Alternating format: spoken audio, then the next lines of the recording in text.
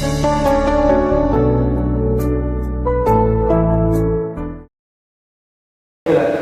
be upon you, 7th graders. Let's get started. Today, درس 13 الجمل الشرطية الجزء الأول. Lesson 13 Conditionals Part 1. So, dear students, in grade 7, you are going to learn about conditionals today. So, first of all, what is a conditional? It is a sentence or part of sentence that expresses condition. It is a part of sentence that expresses condition. Now, what is a condition? A condition is what must happen before something else can happen. Again, what must happen before something else can happen. For example, if I meet you, I'll give you the book. If I meet you, I'll give you the book. So, if I don't meet you, I won't give you the book. So, one thing must happen before another thing. This is a condition. Now, sometimes we call the if clause or the if part, we call it if clause. So, the part of the sentence, when we start with if, we called it if clause. And here we are talking about conditionals, and today you are going to learn the first conditional and zero conditional, and in the second part of the lesson we'll continue about the other types of conditionals. So, examples. Now, I will come if I have enough time. I will come if I have enough time. Here, if clause is the second part of the sentence, as you can see. Yes, it is in yellow shading. So, I highlighted it for you. So, I will come if I have enough time. So, the condition here is if I have enough time. If I have enough time, I will come. So, something must happen before something else can happen. So, here you can read the illustration or explanation between brackets. I am not sure that I will come. I am not sure that I will come. It depends on something else. So, I will come if I have enough time. Another example. She would tell me if she knew. She would tell me, and here it is in the second conditional. She would tell me if she knew. So, she doesn't know. She doesn't know. But she would tell me if she knew. Now, let's talk in details. There are 4 basic conditionals in English. Again, there are 4 basic conditionals in English. Zero conditional, first conditional, second conditional, and third conditional. Okay, dear students? Or in other words, there are 4 ways to express that something is dependent on something else. Now, let's read the information in this chart in order to make things easy for you, in order to simplify things for you, dear students. Now, conditional, as I told you, there are 4 basic types of conditional. Zero conditional, first conditional, second conditional, and here I have 2 cases, and finally third conditional. Now, let's read about them and give some examples in this chart, and after a short while I'll read in details for you about these 4 types of conditionals in the first part of this lesson and in the second part. So, first of all, dear students, let me tell you about the time frame. The time frame. So, zero conditional happens always. So, when we want to talk about something that always happens, always true, we use zero conditional. So, generally or always, this is the time frame. In other types of conditionals, we may refer to future or present or past. Here, it is always true. It's generally true. So, now, what about the proportion of probability? It's certain. It's always true. Certain, certain. So, let's read this example. If you drop something, it falls. So, it generally refers to facts. So, if you drop something, what happens? It falls. For another example for you, if I am hungry, what do? If I am hungry, I eat a sandwich. If I am sleepy, I go to bed. If I am thirsty, I drink water. If I need money, I ask my dad. So here we are talking about the two parts of the zero conditional, and both parts, as you can see, the verb in red color and blue color are in the first form, namely present simple. So here we are talking about zero conditional. Now time frame, always or generally. Probability, certain. Now example, if you drop something, it falls. Okay. Now we'll talk in more details after a short while, as I promised you. Now first conditional. Now time frame, future, pay attention. When I use a sentence in the first conditional, it refers to future. It refers to future. Now probability, likely or possible. So when I use an example in the first conditional, or I give a sentence in the first conditional, in this case I am talking about something that it is likely to happen, it's possible. So here it is the first conditional, and here is an example. If I meet Helen, meet. So the if clause is in the first form, present simple.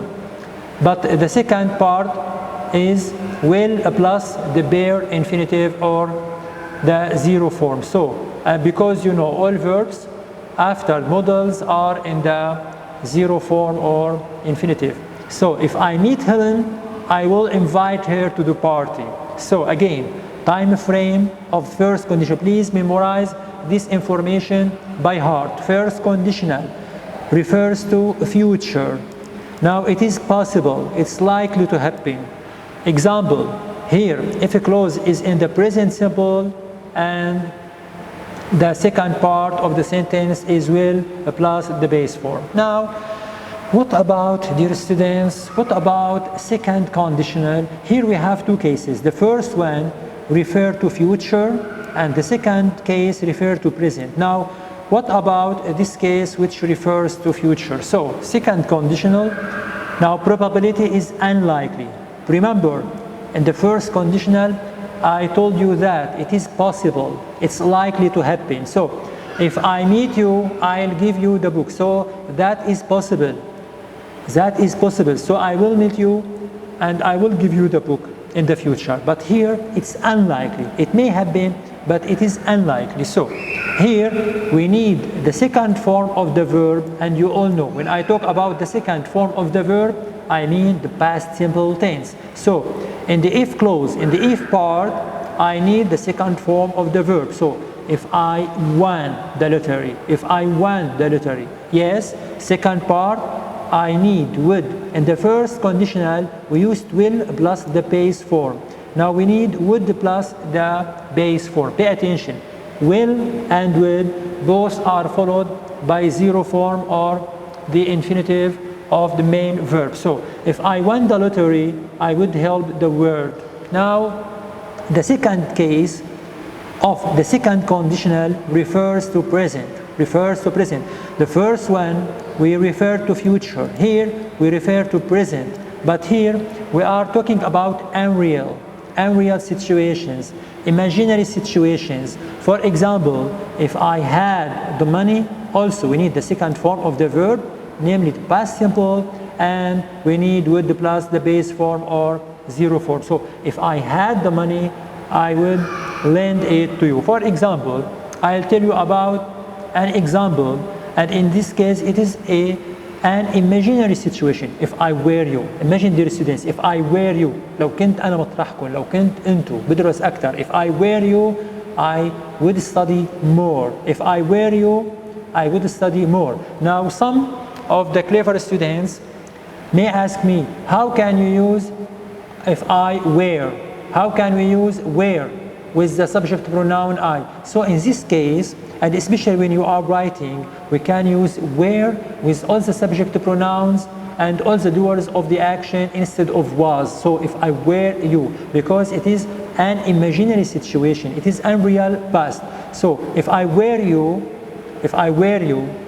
and that is impossible to happen. If I were you, أنا بحياتي ما حكون مطرحكم. If I were you, I would study more. So we'll talk later in For more details, we'll talk later about the second condition. Now, third conditional, very important note. Pay attention. It is the only type of conditionals that refer to the past. So, third conditional refers to the past. So, in this case, when you have any reference in the sentence, you can rewrite it using the third conditional. So, later, when I will teach you how to rewrite sentences using if or conditionals, we will depend on this note. It's very important note, dear students, dear 7th graders, to learn or memorize by heart. When the sentence has a reference or anything that refers to the past, so in this case, we need to use the third conditional. And it is used to impossible situations, hypothetical situations that refers to the past but didn't happen. So if I had studied French, and here as you can see, we need the past perfect tense. Pay attention. When I talk about the third conditional, I need the past perfect, and you all know, and I revised all tenses for you. And I also revised them when we talked about passive voice, when we learned passive voice. So, had plus the third form is the past perfect tense. So, in the third conditional, and when I have a reference to the past, I need to use the past perfect, and it is had plus the third form of the verb. So, use had plus the third form of the verb. So, if I had studied French, I would have known. Pay attention. In the if clause, in the part of if, we use the past perfect, while in the second part we need would have plus the third form. So you can memorize this information in this chart by heart. Memorize the examples by heart in order to support you while you are writing your sentences in the exam, your conditional sentences in the exam. So here we need the past perfect in the if part and would have plus the third form of the verb. Very important note, we can use if at the beginning of the sentence or in the middle. So as you will see in the examples below, we can use if at the beginning of the sentence or in the middle, and it is the same if we use it in the beginning or in the middle. Now I'll start with zero conditional, and after that in the second part we may continue the other types of conditional. Now there are, as I told you previously, there are 4 main kinds of conditionals. Dear students in grade 7, keep in mind there are 4 main kinds. We can talk also about mixed types of conditionals, but I won't do that. I want to simplify things for you. So there are 4 basic kinds of conditionals. Now I am talking about zero conditional. And here, as I told you in the chart, we need if. Memorize the rule by heart. Here it is shaded in yellow for you in order to focus on this rule and memorize it by heart. So if clause, we need a present simple. In the second part, we also need a present simple. So we don't use will or would. Again, in the if clause, and here I am talking about zero conditional, we need the present simple tense, namely the first form of the verb. Now in the second part, we also need the present simple tense. For example, if you heat, I'll underline it for you. If you heat, okay? Here the verb is in the present simple tense. Now again, the complement or the second part of the sentence is also in the present simple, as you can see, and it is underlined for you. So if you heat water to 100 degrees, it boils. So it is something like a fact. It's something always true. And here we are certain. So we use the zero conditional when talking about things which are always true or generally true or facts. Examples: if you boil an egg, it becomes solid. If you boil an egg, it becomes solid. As you can see, dear students, here boil is in the first form, it is in the present simple, and the second part it is also in the first form, namely the present simple. So both parts are in the present simple. It's very easy for you to memorize. And here, don't forget, we are talking about zero conditional. So if you boil an egg, it becomes solid. Another example for you.